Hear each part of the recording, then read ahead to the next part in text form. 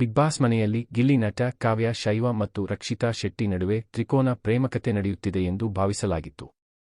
ಆದರೆ ಗಿಲ್ಲಿ ನಟನ ಕುರಿತು ಅನಿರೀಕ್ಷಿತ ಹೇಳಿಕೆ ಎಲ್ಲವನ್ನೂ ಬದಲಿಸಿದೆ. ಅಷ್ಟಕ್ಕೂ ಆಗಿದ್ದೇನು? ಬಿಗ್ ಬಾಸ್ನಲ್ಲಿ ತ್ರಿಕೋನ ಪ್ರೇಮಕತೆ ಶುರುವಾಗಿದೆ ಎಂದೇ ವೀಕ್ಷಕರು ಅಂದುಕೊಳ್ಳುತ್ತಿದ್ದಾರೆ.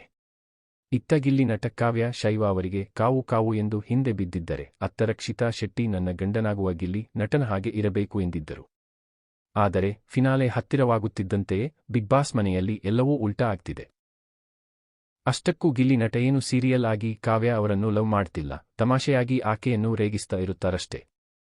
ಆದರೆ ರಕ್ಷಿತಾ ಶೆಟ್ಟಿ ಮಾತ್ರ ಗಿಲ್ಲಿ ನಟನ ಜೋಕ್ಸ್ ಸ್ವಭಾವ ನೋಡಿ ಈಚೆಗೆ ಸ್ವಲ್ಪ ಒಲವು ತೋರಿದಂತೆ ಕಾಣಿಸುತ್ತಿತ್ತು. ಬಿಗ್ ಬಾಸ್ ಮನೆಯ ಹೊರಗಡೆ ಇಲ್ಲಿ ತ್ರಿಕೋನ ಪ್ರೇಮಕತೆ ನಡೆಯುತ್ತಿದೆ. ಆದರೆ ಗಿಲ್ಲಿನಟ ಮತ್ತು ಕಾವ್ಯ ಶೈವ ಜೋಡಿ ಚೆನ್ನಾಗಿದೆ ಎಂದು ಮದುವೆ ಮಾಡಿಸುವ ಮಟ್ಟಿಗೂ ಹೋಗಿಬಿಟ್ಟಿದ್ದಾರೆ. ಇದರಿಂದ ಈಗ ರಕ್ಷಿತಾ ಕೆರಳಿದ್ದಾರೆ. ನಾನೇನು ಅವರ ಹಿಂದೆ ಬಿದ್ದಿಲ್ಲ, ಅಷ್ಟಕ್ಕೂ ನನ್ನ ಗಂಡನಾಗುವ ಕ್ವಾಲಿಟಿ ಅವರಿಗೆ ಇಲ್ಲ.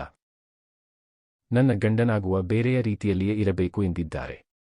ಹಾಗಿದ್ದರೆ ಆ ದಿನ ಯಾಕೆ ನನ್ನ ಗಂಡ ಗಿಲ್ಲಿನಟನ ರೀತಿಯೇ ಇರಬೇಕು ಎಂದಿದ್ದು ಎಂದು ಕಾವ್ಯ ಕೇಳಿದಾಗ, ಏನೋ ಒಂದು ಚೂರು ಕ್ವಾಲಿಟಿ ಇದೆ ಅಷ್ಟೇ.